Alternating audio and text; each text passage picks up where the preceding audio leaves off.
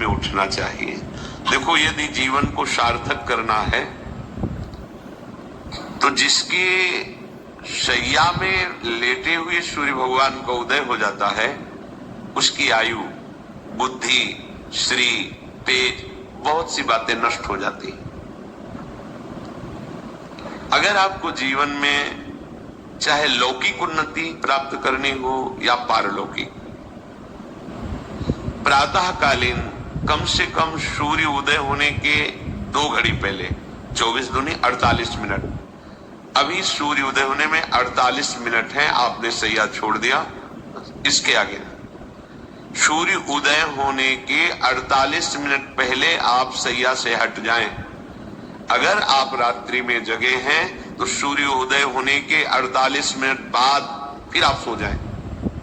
लेकिन वो जो बीच का समय, प्रातःकालीन संध्या भुवन भास्कर भगवान पधार रहे, वो आप सो रहे हो, तो आपकी आयु, आपका वैभव, आपकी बुद्धि, ये सब नष्ट होने लगती है, पता नहीं चलता। लोगों देखो कहां तेजवान चेहरे दिखाई दे रहे हैं, खूब तो सब खा पी रहे हो, खाने पीने क्या तेज एक अलग होता है, भागवती तेज अलग होता है।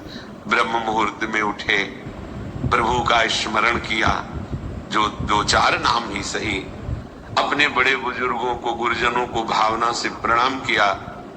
तो पहली बात, शरीर स्वस्थ रखने के लिए गर्म जल किया, हल्का, आधा लीटर से 1 लीटर तक जल पिया, भगवत भाव अर्पित करके, वज्रासन में बैठकर। आप लोग दिनचर्या को नहीं करते हैं तो आप ब्रह्मचर्य को बचा नहीं सकते। ध्यान रखना, ब्रह्मचर्य कोई छोटी मोटी शक्ति नहीं है, उसको बचाने के लिए आपकी दिनचर्या दिव्य होनी चाहिए। फिर इसके बाद आप 5 मिनट 10 मिनट टहलिए, फिर सो जाइए। फिर जो शौचाचार की पवित्रता बताई गई उसके अनुसार आप स्नान आदि करके, पवित्र वस्त्र धारण करके, जैसे कोई महान व्यक्ति आ रहा है तो हम उसके आदर के लिए खड़े हो जाते हैं, ऐसे भुवन भास्कर पधार गए, हाथ जोड़कर प्रणाम किया, अर्घ्य दान किया, गुरु मंत्र जपा, आदि आदि। अब पढ़े हो आप कि हम तो 2-3 बजे तक जगे हैं, ऐसा अगर आप भजन में जगे हैं तो भी सूर्य उदय के समय आप उठ जाइए। आपके गुरु आवे तो क्या आप सोते रहेंगे क्या?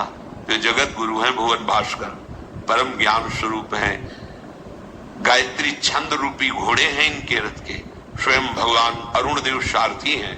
और भगवान पीछे वर्णन किए, मैं ही सूर्य रूप से जगत को प्रकाशित करता हूं और ताप के द्वारा जल को सोख कर मैं ही वर्षा कराता हूं। भगवान का आदर करना। जो सूर्योदय तक सोते हैं उनकी बुद्धि में भागवतिक बातें, अध्यात्म बातें आ जाए, मेरी समझ में नहीं आता। अगर आप थोड़ा भी शरीर स्वस्थ रखना चाहते हैं तो जैसे नियम से भजन वैसे व्यायाम आवश्यक है। सबसे प्रार्थना है, ये दवाइयों के बल पर जीना बंद करो। शरीर में जितनी आवश्यकता जल की है, अगर उतना नहीं जाएगा तो आपकी एसिड बनेगी, फुंसियां निकलेंगी, कब्ज बनेगा, कई परेशानी। हम साधुकों को कहते हैं, कभी कभी जैसे पूछते कितना जल पिया, ओ अभी तो पिया नहीं। अच्छा, ये शरीर है, एक गाड़ी है, कोई सच्चिदानंद नहीं है। उचित आहार, उचित जल, व्यायाम के लिए मुझे समय नहीं। और भी 10 दिन बीमार पड़ोगे, 10 दिन बीमार पड़ोगे, फिर देखो आप कहते हैं समय नहीं है। हमने अपने बीमार स्थिति की दिनचर्या को बताया। 2 बजे उठना, जो आपको बोल रहे हैं ऐसे ही दिनचर्या करते, और 45 मिनट व्यायाम। इसके बाद तुरंत प्रणाम करके वृंदावन की परिक्रमा, फिर आके श्री जी की मंगला, फिर आके 9 बजे तक गुरुदेव भगवान की सेवा में, फिर वहां से आके श्री जी का श्रृंगार, फिर भिक्षावृत्ति आदि 12-1-2 बजे तक। कोई चाय, कोई पानी, कोई ऐसा कुछ नहीं कि बाल भोग, कुछ नहीं था ही नहीं। जिंदगी में 100 ग्राम दूध नहीं खरीदा कि भाई हमारा दूध बन, कभी नहीं ऐसा। पर कभी ऐसा महसूस नहीं हुआ कि मैं बहुत कमजोर हूं। ब्रह्मचर्य को बचाने के लिए बहुत शरीर को क्रियाशील होने की आवश्यकता है। या तो प्राणायामों के द्वारा, आसनों के द्वारा, वो अब न आसन है, न प्राणायाम है, न व्यायाम है, और फिर क्या, कैसे भावना आपकी भगवत भावना बनेगी? एक प्रमाद स्थिति, एक छिन्न भिन्न खिन्न स्वभाव, नहीं बात बनेगी। अध्यात्म का साधक जो होता है, एक नवीन खिला हुआ कमल जैसा, मुख प्रसन्न तन तेज विराजा, रामचंद्र कर का, कोई असाध्य रोग, कोई बहुत प्रिय, वो बात अलग है। नहीं तो ऐसा वो जैसे कमल खिला होता है ऐसे खिला रहता है। क्यों? हर समय चिंतन सही, आचरण सही, सब कुछ सही। जो भगवत भावना विहीन जीवन है वो मुर्दा जीवन है। जिन हरि भगत हृदय नहीं आनी, जीवित सब समान ते प्राण। वो जान नहीं रहे, मुर्दे जैसा जीवन है। क्या जीवन का महत्व? वही गंदे भोगों को भोगना, उसी का चिंतन करना, और भोग भोगने वाले शरीर को स्वस्थ रखने के लिए विषय सामग्री इकट्ठी करना, इसके बाद मर जाना। बोलो इसके अलावा और क्या है? ये बनाया, वो बनाया, वो बनाया, जरा सा हिला, पूरा का प्रांत नष्ट हो गया। क्या है इसमें? शाश्वत क्या है? हमें तसल्ली होती है, हमने एक मकान बना लिया, तसल्ली होती, 4 लड़के हो गए और काल का तमाचा लगा, पूरा का पूरा सब। क्या तसल्ली?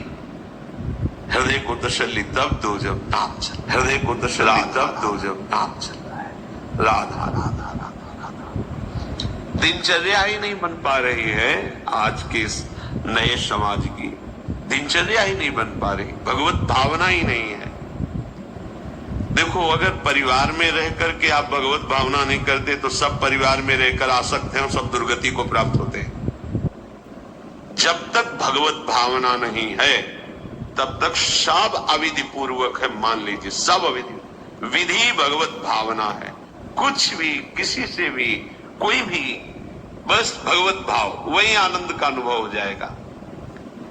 अतः उनके द्वारा किया गया देवताओं का पूजन मूल में मैं ही हूं, मेरा ही है, पर वो अविधि पूर्वक है। अविधि पूर्वक का तात्पर्य है कि वो ये नहीं जानते कि इस रूप में सर्व सामर्थ्यशाली भगवान ही विराजमान है। कभी कभी मंत्रों का ज्ञान नहीं होता, पूजन की सामग्री शुद्ध नहीं होती, भाव शुद्ध नहीं होता, इसलिए उनका पूजा सेवा आगे चल करके फल प्रदान नहीं कर पाता।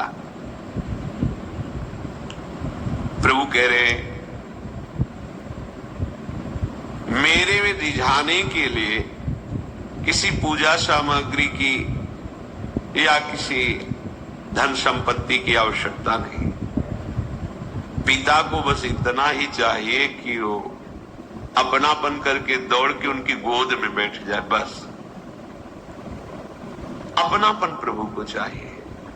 माया की भूल भुलैया से वापस लौटिए और एक बात केवल बैठ जाए अगर हृदय, बहुत भाग्यशाली होगा उसके हृदय में बात आएगी। प्रभु उसकी रुचि का विषय बन जाते हैं। प्रभु जहां वो ऐसा भावना करता है और उसकी रुचि हो जाती है प्रभु में। जैसे हमारी विषयों में रुचि, ऐसे प्रभु में रुचि हो जाती है। अब वो जो भी करता सब पूजा हो जाती है। ये रात से जल्दी सबको समझ में नहीं आता। ध्यान दीजिए, भगवत भावना विहीन आप जो भी कर रहे हैं वो सब अविधि पूर्वक है, भगवान कह रहे। अगर भगवत भावना युक्त है तो जो भी कर रहे हैं सब विधि पूर्वक।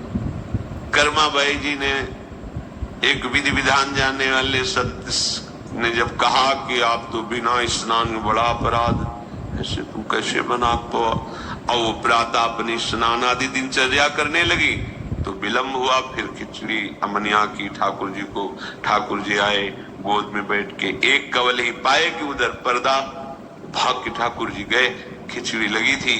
पार्षदों ने कहा जय जय, तो अभी भोग ही नहीं पधराया। फिर और बोले कर्मा भाई है ना, वो मुझे भोग लगाती, और पता नहीं उस महात्मा ने क्या समझा दिया विधि विधान, वो भोरी भारी हमारी भक्ता, वो अब नहाने धोने में समय लगाने लगी, इसलिए आज विलंब।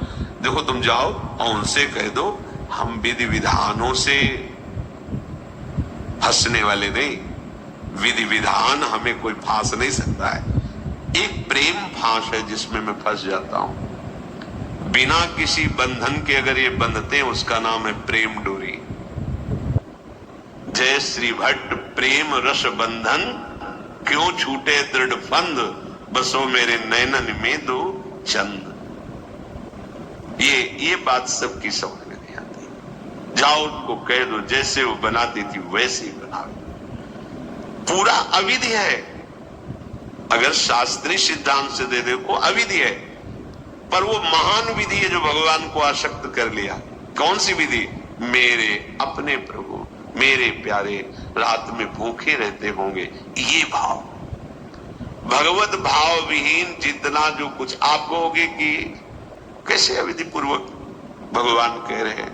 देखो, जब मथुरा के ब्राह्मणों को भगवत पार्षद सखाओं ने निवेदन किया कि भगवान श्री कृष्ण और बलराम आज इधर ही गाय चराने आए हैं और वो आप थोड़ा सा कुछ भोजन सामग्री दे दीजिए। तो ऐसे देखा कि ग्वारिया है, बात ही नहीं की, अधिकारी ही नहीं समझा, बात का अधिकारी नहीं समझा। ऐसा नहीं कि इनको पता न चला हो कि भगवान का अवतार है, क्योंकि जब भगवान अवतरित हुए सबको पता था कि भगवान अवतरित हुए हैं। प्रायः सबको पता था, सबको। जैसे वायु शीतल चलती तो सबके अंगों में लगती, इसलिए महान प्रकृति उल्लसित होकर नृत्य कर रही थी आनंद में जब भगवान का प्रादुर्भाव हुआ। और उन्होंने बाद में स्वीकार किया कि मैंने महापुरुषों से सुना था कि भगवान पधारे हैं, पर मेरा कितना दुर्भाग्य कि वो स्वयं यज्ञ भोक्ता भगवान आगे जिस कहे, आम ही सर्व यज्ञानाम भोक्ता च प्रभुरेव च, समस्त यज्ञों का भोक्ता मैं हूं। स्वयं समस्त यज्ञों की भोक्ता मांग रहे हैं और वो यज्ञ करने वाले ब्राह्मण अनादर कर रहे हैं। हुई ना विधि। और उन्होंने स्वीकार किया है कि मुझे चारों वेदों का ज्ञान है, गायत्री का अनुष्ठान, त्रिकाल संध्या, जितना भी शास्त्रीय सिद्धांत सब पालन करता हूं, पर सबके लिए उन्होंने एक शब्द प्रयोग किया, धिक्कार है मेरे ज्ञान को, धिक्कार है मेरी पवित्रता को, धिक्कार है। स्वयं यज्ञ भोक्ता भगवान मांगे और हमने बात भी नहीं की। पर अहो भाग्य हमारे कि हमारी पत्नियां ऐसी निकली जो हमारी बात बन गई, भगवत साक्षात्कार करने वाली। वहां कौन सी विधान का पालन कर रही?